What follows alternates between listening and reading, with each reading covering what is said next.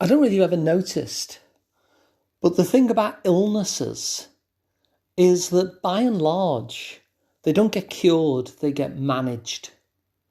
The kind of things that I've been diagnosed with, my doctors aren't curing me of them. I manage them. An inhaler here, a tablet there. But they don't get cured, they get managed.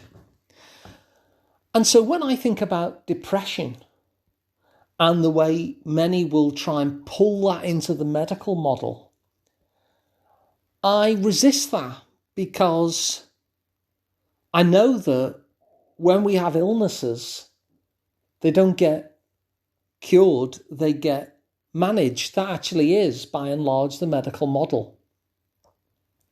Whereas the way I see depression and the way I see my role as a therapist is that my goal is not management, but transformation.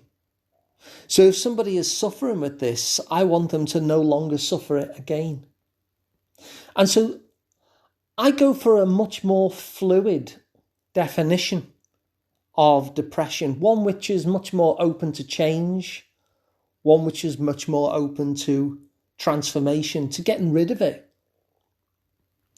And the way I think about depression is not as something that you have, but as a state that we enter into and move out of again. So when I think about depression, I see it as a depressive state that we go through, rather than something that we have, like an illness, because, like I say, illnesses are things that we tend to be stuck with, rather than something we get taken from us. And when we have an illness, then that seems to be something we manage rather than cure.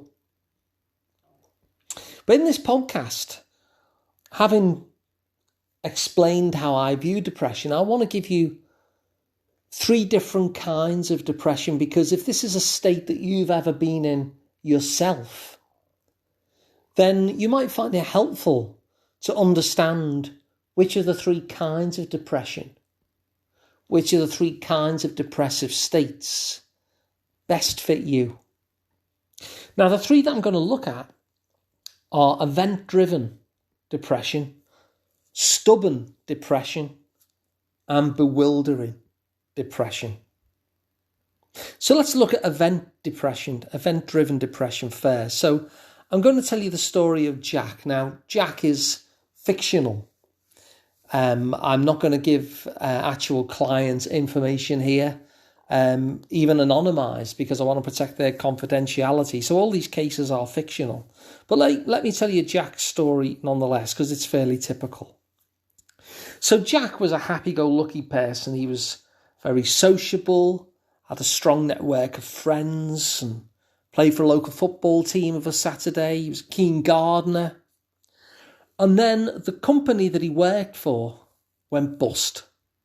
So Jack lost his job and he struggled to get another one. And then after a while of trying his best and getting nowhere in terms of trying to get another job, he ended up falling into a depressive state. The result of that is he became distant from his friends. He stopped playing for the football team. He stopped training with them even. His garden got overgrown. And he spent most of his time in bed or on the couch. So as you can see, this is a good example of an event-driven depression. Like Jack would be able to identify the specific event that brought it on. In this case, it was losing his job.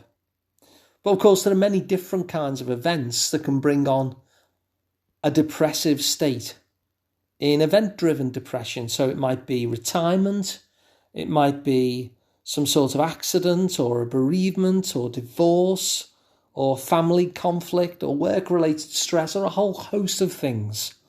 But in event-driven depression, what you can typically do is identify the moment, the trigger, if you like, that brought it on. So that's event-driven depression. Let's have a look at stubborn depression. And again, I'll give you another fictional story. And this is Nina's story. So Nina is a successful nurse at a local hospital, and at the moment she's feeling really low. And she's felt this way for a couple of weeks. She's taken some time off sick from work in order to be able to handle the low feelings, and she's thinking negative thoughts about herself, and she even feels guilty for being off work.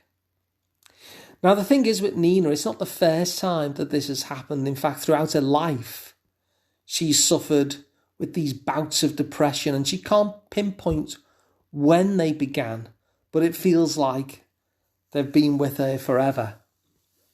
And so, unlike Jack, there's no clear event that's triggered this particular episode, but Nina grew up in really tough circumstances. Her dad was violent towards her mum, so back at home it often felt pretty volatile, pretty scary, and of course she was too small to fix the problem because she was just a kid, so she'd often hide away in her room and cover her ears, and she felt really guilty that she couldn't help her mum more. She felt confused as well because she loved her dad even though he had these scary outbursts. And throughout her life, this kind of depression has been showing up. Now, this is a good example of stubborn depression. It's the kind that keeps on showing up through life. And it isn't always clear what brings each particular episode on. It can kind of creep up from nowhere. But at the same time, you feel that it might be rooted in some sort of childhood experience. Like aspects of today's experience feel somehow familiar. And so you get this sense that maybe if things had played out differently when you were younger, that you wouldn't be suffering this way today. So that's stubborn depression, the kind that, much like a boomerang, keeps on coming back again. So we've seen event-driven depression, we've seen stubborn depression. So let's look at the third one, which is bewildering depression. Now again, I'll give you another fictional story. This time it's Sam. Now Sam had an active social life. She was a member of the choir, which she attended regularly. She enjoyed her job as an estate agent, and she'd been married for 31 years. She had 2 grown-up sons. And 2 years ago, she became a grandmother for the first time, which she loved as well. And then one morning as she's driving to work, she notices that she's crying. So she pulls over and she stops the car and she sobs her heart out. And ever since then, she just has stopped going to choir, which she used to love. She's going through the motions at work. She gets home, she just sits on the couch until bedtime. And even her grandson, she's only seen him once in the last 3 weeks, and she feels pretty empty. Now, obviously, Sam is pretty bewildered by this. She feels numb, she feels empty, she doesn't want to do any of the things she used to love to do, and she's got absolutely no clue why. And the lack of an obvious reason seems like it's making things worse. There's been no event that's led up to it, there's no obvious childhood trauma, and yet she does feel depressed and she does feel disengaged, and she tells herself sometimes that she has no right to feel this way, and she feels pretty scared as well by the fact that she can't explain it. Now, many people don't realise it, and the fact that there's not something to kind of point to, like I say, is really tough and difficult.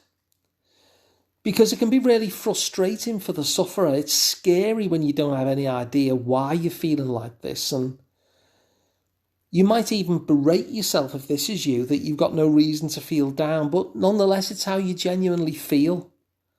And I have to tell you, it's more common than you think, so you're not alone.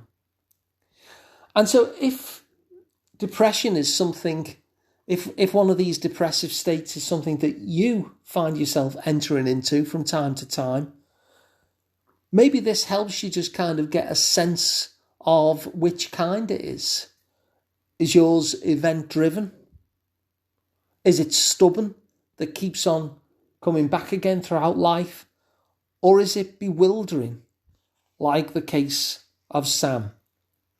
Well, let's just have a recap. We saw with event-driven that it's really easy to point to the trigger. It might be a redundancy, a bereavement, a divorce, or whatever it happens to be. You can kind of point to this moment and say that was the pivotal time where before that I was fine, but after that I've had this depressive reaction to it, this understandable depressive reaction to it.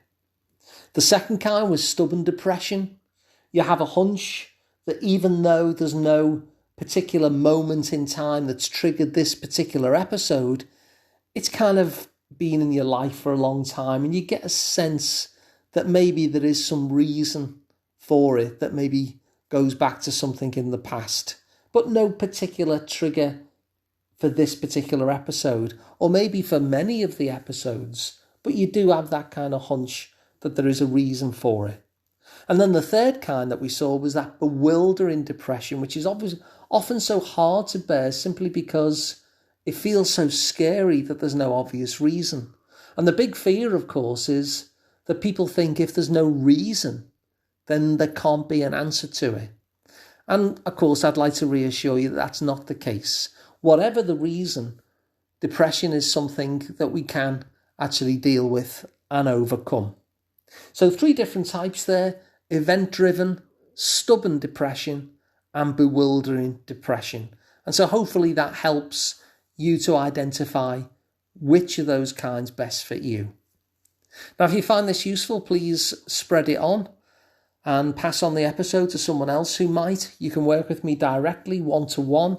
I'm Alun Parry, and you can find me at liverpoolpsychotherapy.co.uk.